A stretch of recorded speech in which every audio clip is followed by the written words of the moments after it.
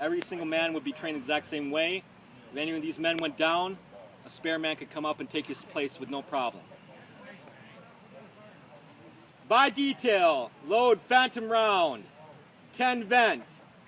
Number 3 man steps in. He has an implement on his thumb called a thumb stall.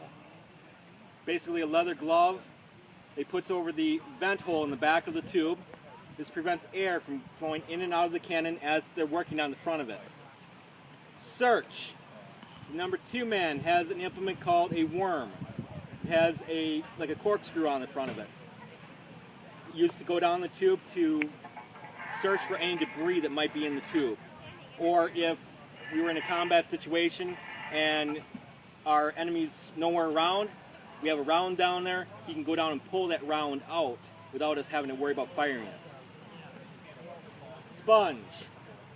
Number 1 man has a sponge rammer. Notice the dimple on the end of the rammer there? That is for a fused round, so you don't crush the fuse.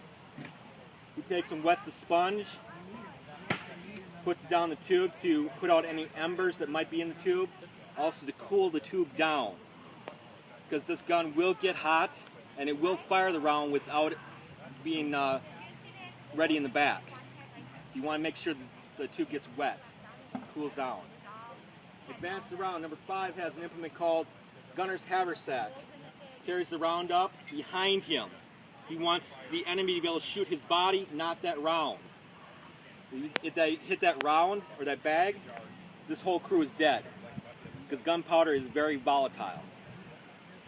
Number 2 man takes the round and loads it into the gun, gets into a safe position. Ram. Number 1 pushes the round down the tube. Unlike you see in the movies, we do not ram it down real fast because we will break that tinfoil charge. We don't want any loose powder in the gun. Prime. Again, the number 3 man has a vent pick that he uses to pierce the round.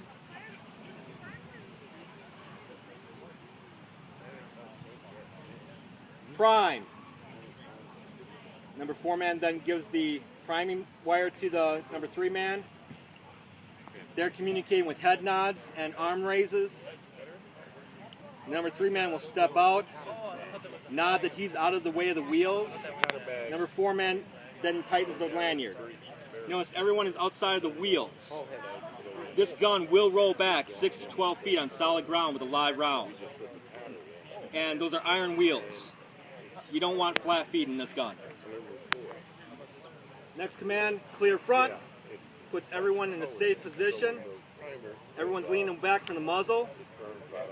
I can yell fire all day long. I can even go to lunch and yell fire. As long as this arm doesn't come down, he will not pull that lanyard. Fire! Boom! Cease fire.